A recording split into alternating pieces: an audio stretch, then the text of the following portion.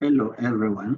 My name is Joseph Usman, and I'm here to present to you this slide titled The Smart Grid Development in Germany, Strategy, Vision, and Future Prospects. This presentation is part of the coursework on power grid technologies from Department of Electrical Engineering at Chulalongkorn University. So quickly, I will take you through the presentation slide. And then we're going to talk more on the smart grid development in Germany. Thereafter, I will also talk a little bit on the offshore development of renewables in France and also the technologies that is currently in use in that respect. So let's go to the next slide. Now, what is the smart grid?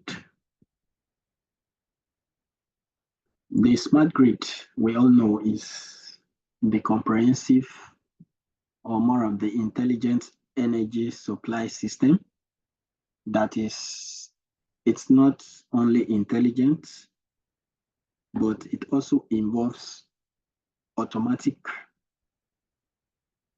regulation of all the components within the power systems, be it the generation down to the transmission, the distribution, and this technology is used along with the ICT components. All of these are integrated together and also centralized. This technology that we're talking about here involves distributed power generations, storage facilities, transmission equipment, all working together to improve the power system. Now, the importance of this smart grid cannot be overemphasized. They act to enhance energy distribution, promote renewable energy integration, and improve reliability of the system.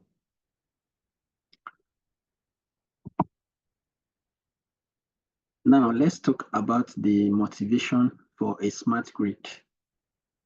As per Germany's concept, the motivation for a smart grid in Germany cuts across virtually three arms: the industry, the society, and the environment. Now, let's look at the industry motivation. Here we have the energy transition. Germany aims to transition from fossil fuels and nuclear power to renewable energy sources like wind and solar. So a smart grid is essential for managing these variable energy sources. Also, another concept of motivation under the industry is the decentralized energy production.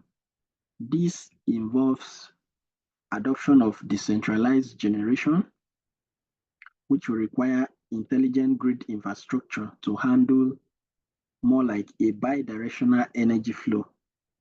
Then, another concept within the energy motivation is the Industry 4.0 and the digitalization.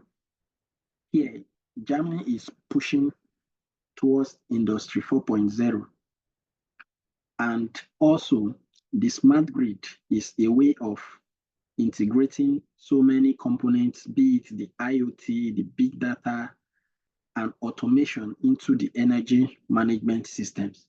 Now, let me talk a little on the other factors that motivated the smart grid in Germany. Another factor is the environment factor.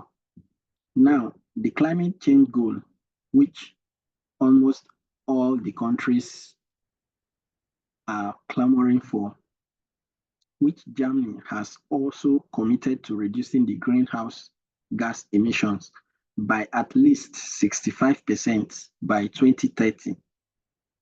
So a smart grid approach will optimize the renewable energy usage and also minimize these emissions that comes from the use of fossil fuels. Also, under this environmental motivation, the integration of renewables is actually intended to grow by around 50% adoption in the year 2023.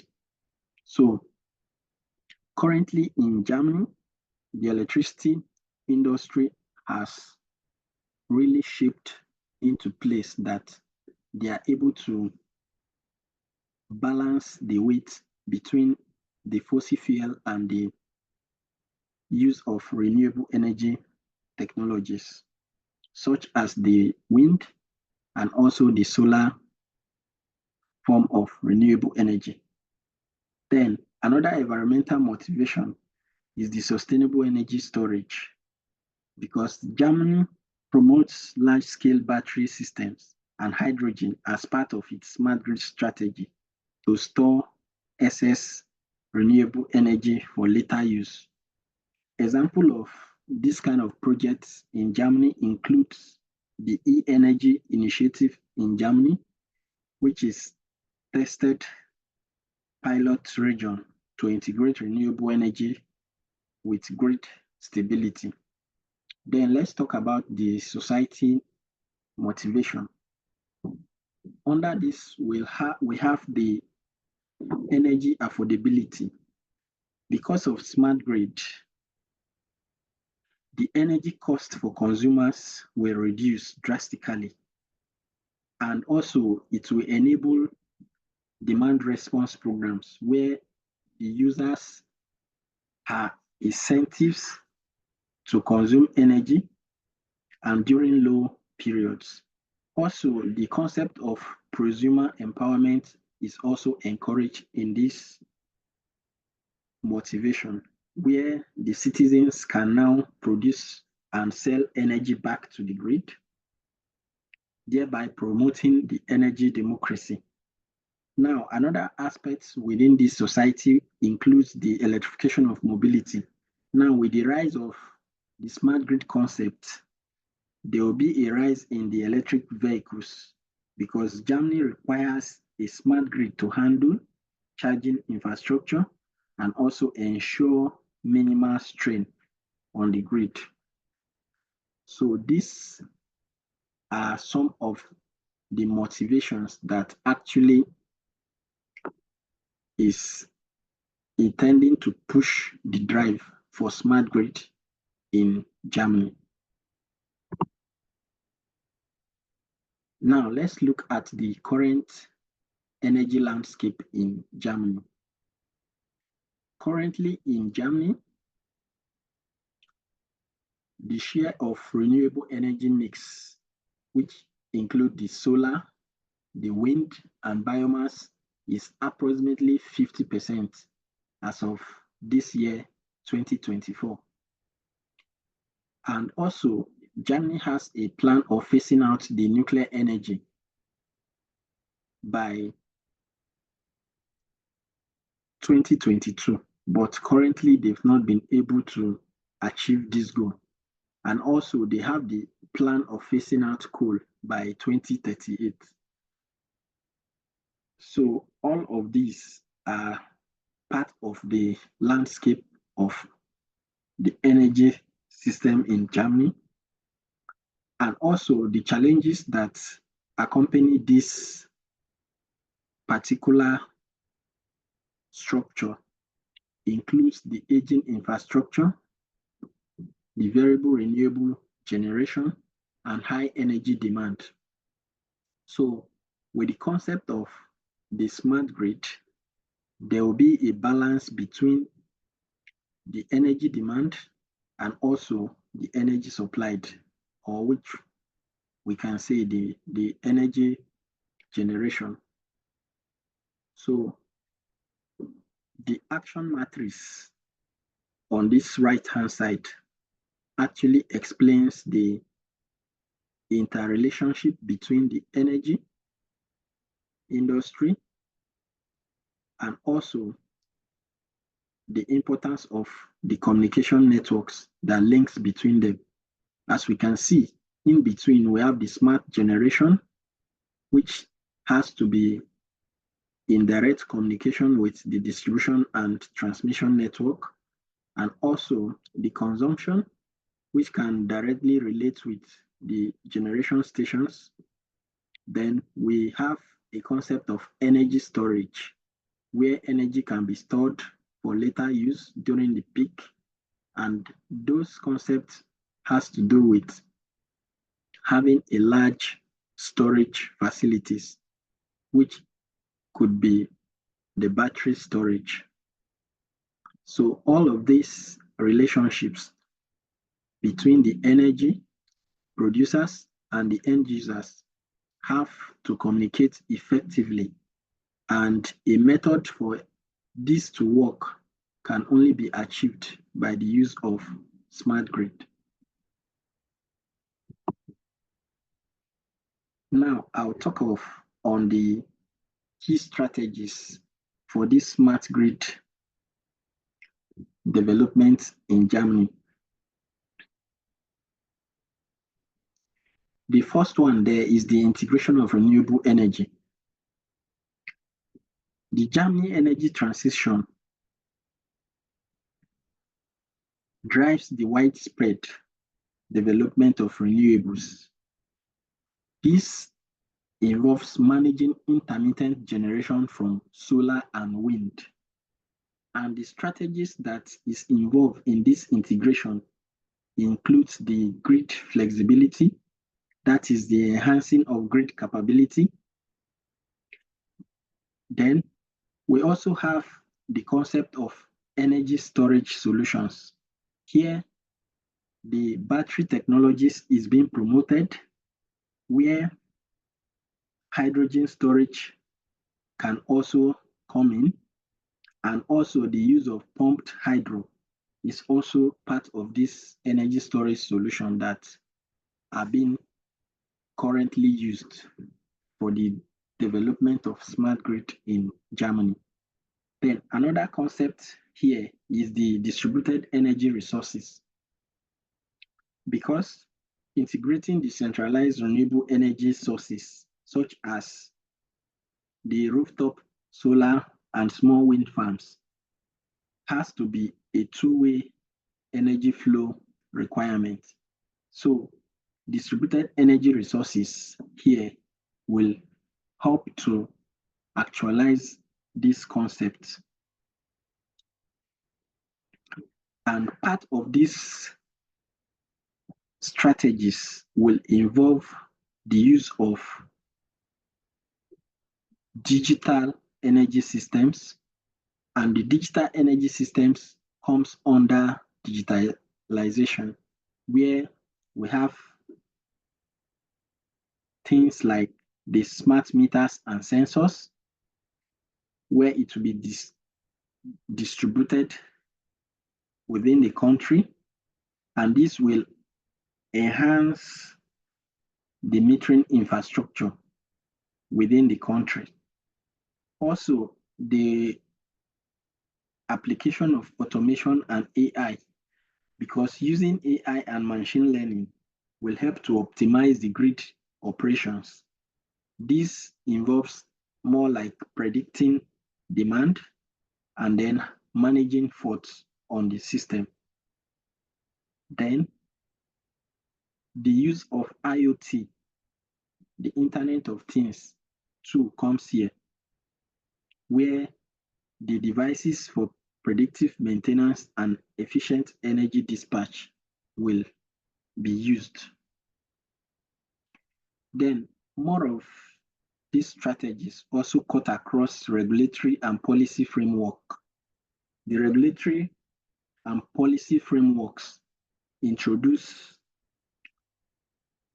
within these strategies involves the Energy Act amendment, the EU compliance, and also the smart metering rollout. All of these are regulatory and policy frameworks that the government have put in place in order to make the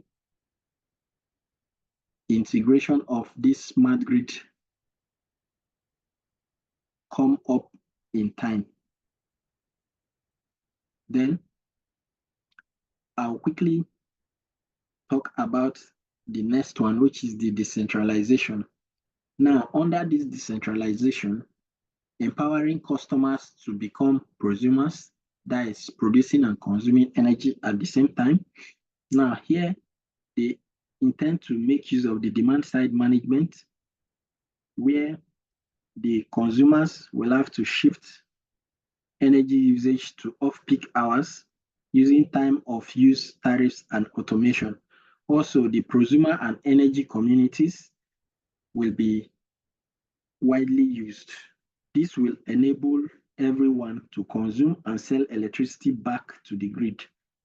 This will all foster energy decentralization. I quickly go to the next slide. So now let's talk about the technologies that are driving this smart grid development in Germany.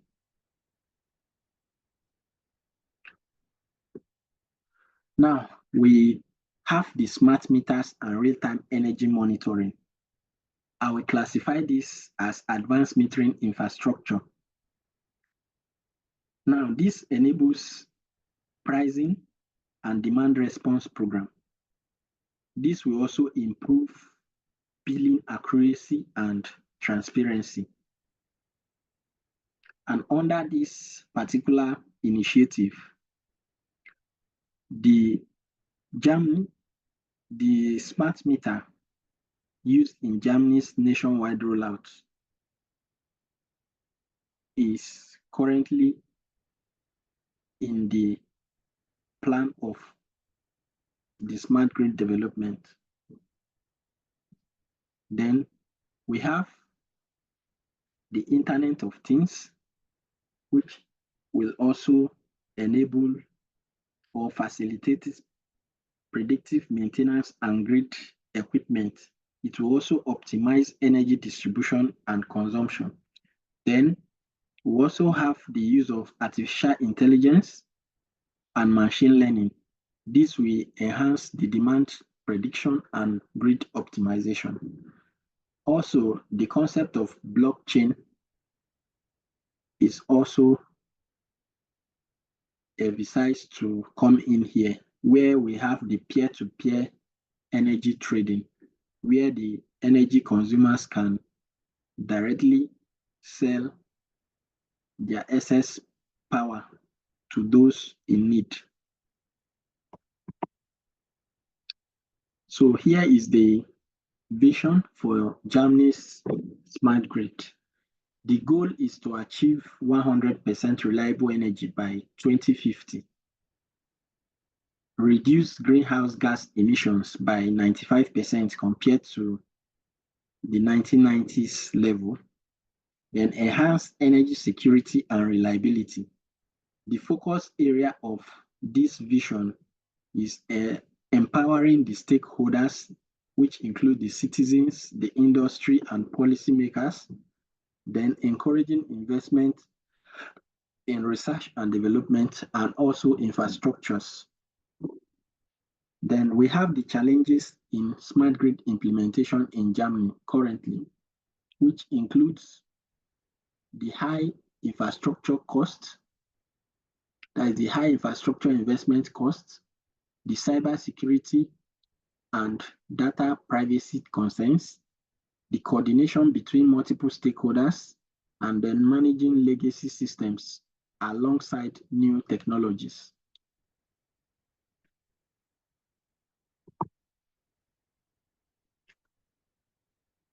Then, part of this smart grid development calls for standardization, where most of the equipment used within the smart grid will need to be standardized within the concept of IEC, and some of the relevant standards which have been identified in the field of smart grid based on the previous developments and innovations from manufacturers and researchers.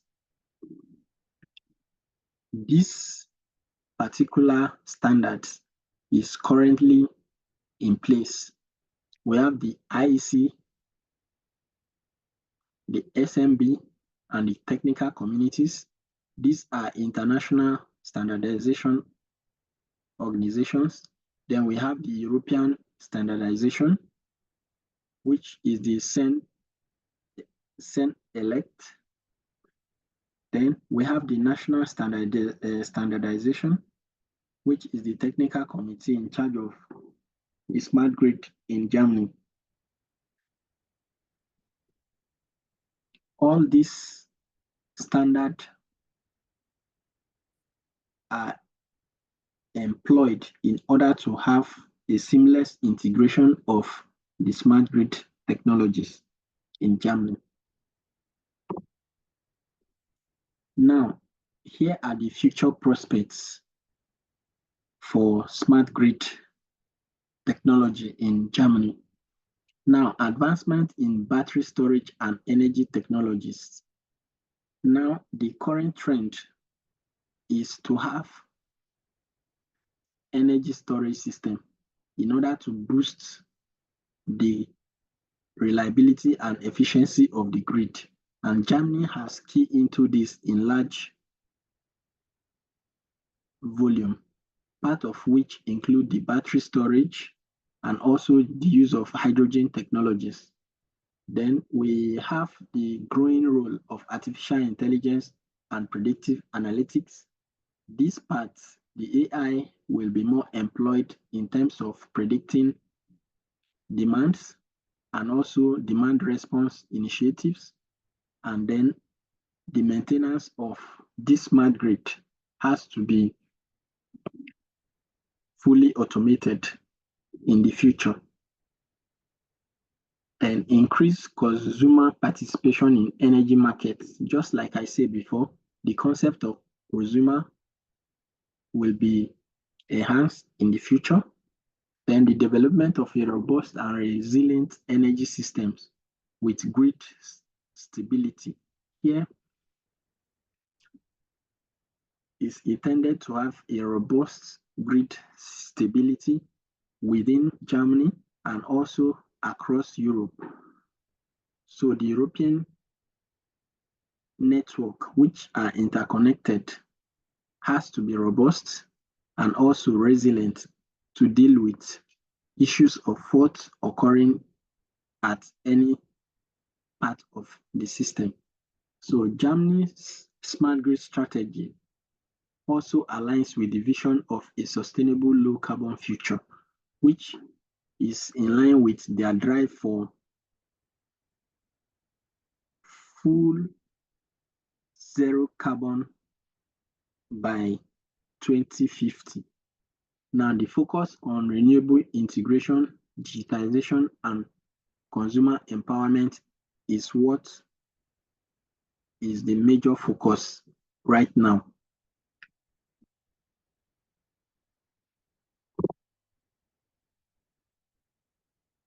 So, I want to talk a little more on the offshore wind farm, the French context. So the offshore wind farm involves generating power from the sea with the help of the wind turbine. This happens because the level of the wind at sea level is higher than land. So at sea level, there's more wind speed. And therefore, if there are so many wind turbines at sea or offshore, it's easier to harness the power of the wind and then have more of renewable energy offshore. Now, in the French system, the renewable energy integration within France as a whole is at this level. The offshore wind farm there are two offshore wind farms.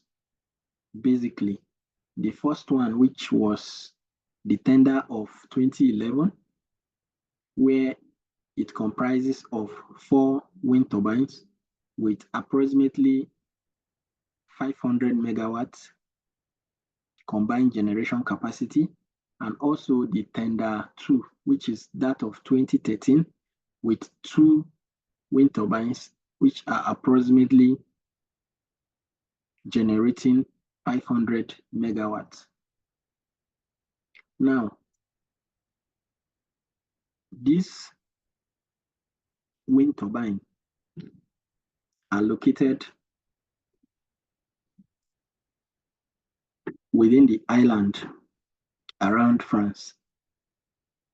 And as we can see on the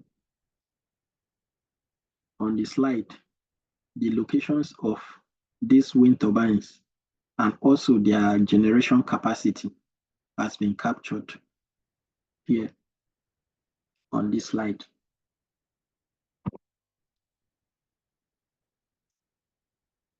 Now, the wind farm technology that we're talking about involves generating power at sea or on the offshore and then transmitting the power to land. This particular method of generation of power and sending to land involves transmission of power using submarine cables. These submarine cables have to connect directly from the wind turbine, and then somewhere within the offshore, there will be a station where this power has to be converted before sending it to land. And as we can see, the sections of this are actually 4 sections. We have the MV submarine section, that is the medium voltage submarine section, and we have the high voltage submarine section, and then we have the high voltage land section and the other part, which is the high voltage land section. If you look at this very well, you will find out that there is a part of it between the submarine and the land section. There's always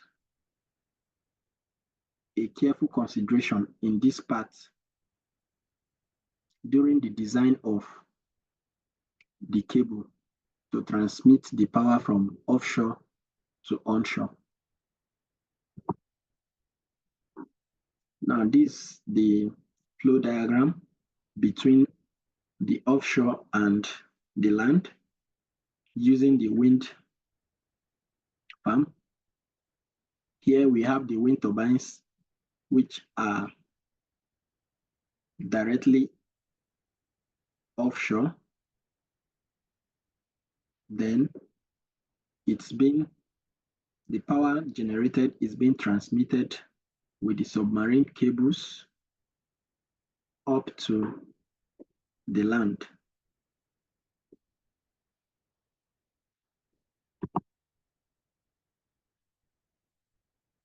Then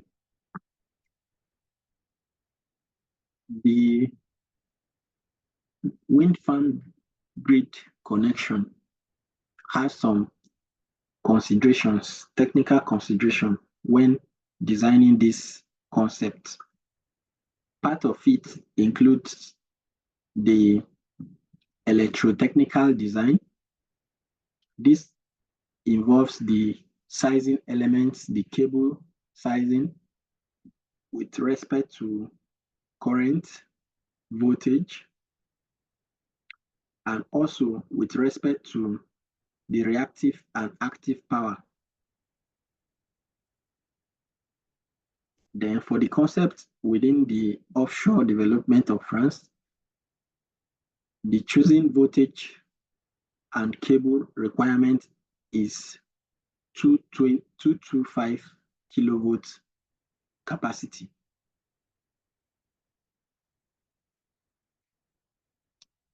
Because at high voltage being generated, you have to transmit it through the submarine cables. And the major difficulty in this arrangement is actually where you take out the power from land, because the temperatures between the sea and the land varies. And as such, if you have a submarine cable taking power directly from offshore to land, you might run into problem because of the increase in temperature on land. So careful consideration has to be taken while choosing the cable size in order to take care of the current requirements and also other factors such as cooling and the power and voltage requirements too. So what I said before, another consideration is the reactive power issue. The design for this particular concept has taken care of the reactive power, which will be approximately 3 megaVAR per kilometer for a 225 kV cable. And this reactive power from the cable increases the total cable current, because there needs to be a careful consideration where the current would have to be less than the maximum current.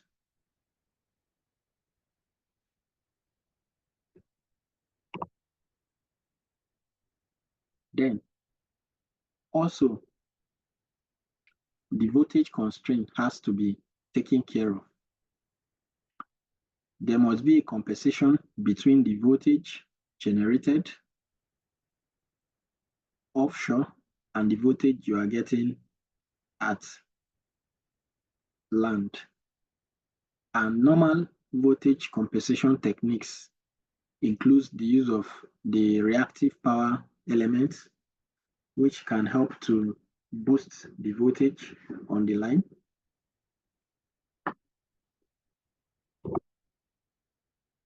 Another technical constraint is the current within the cable, because we all know that for you to transmit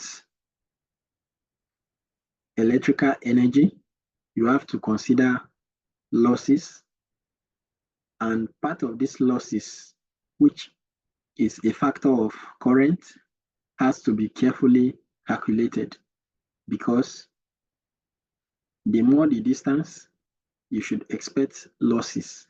And also the cable sizing will have to be carefully studied in order to get the exact ratings for each of these components, taking care of the current, taking care of the voltage, taking care of the reactive power, and taking care of the active power.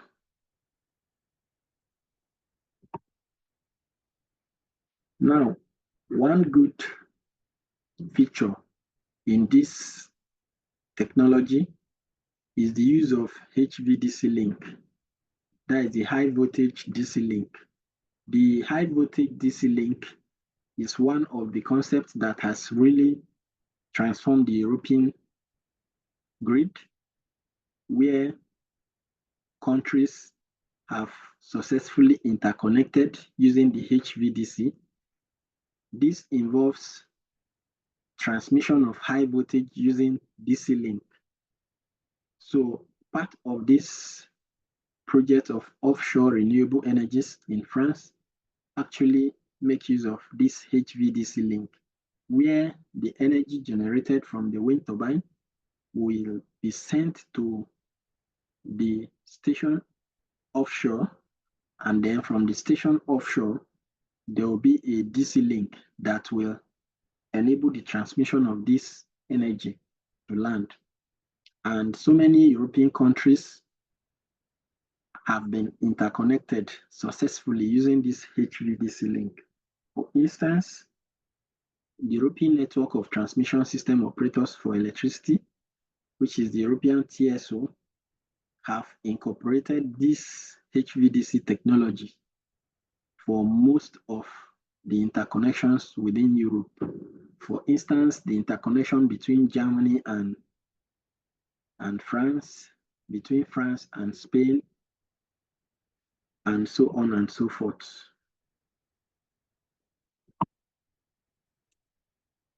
So this is how the HVDC link is being connected, where you have the generating station at this end, then there's a converter station that converts this generated power or the generated power on the line, which is in high voltage AC. It has to be converted to high voltage DC. And this involves series of other equipment to actualize this. And part of what is used in this technology includes the controllers.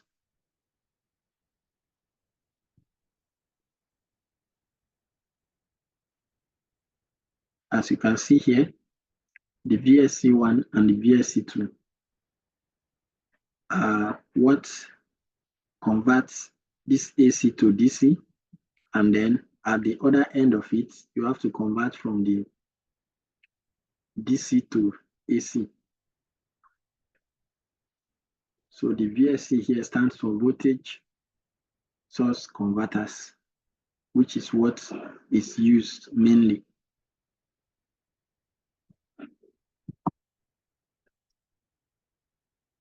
So here are typical example of the voltage source converters, and there are many of them. We have the transistor-based converters, the polyethylene insulated cable, the transit inversion through DC current inversion, few harmonics to be filtered. Then this can control active and reactive power independently. So this is the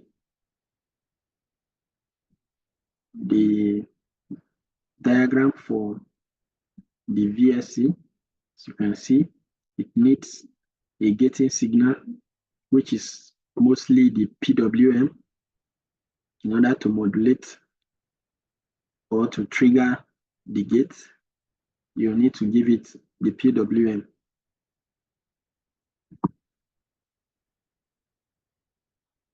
So for the offshore, just like I said, the technology for transmitting this power generated offshore is using this HVDC link, where the power from the wind turbine down here, which is the AC current, then you have the AC substation, then you have the DC converter station, and then from there you take it to land or offshore. And on the offshore, on the onshore, which is the land, you still have another converter's house where you have to convert the DC back to AC before it's being used.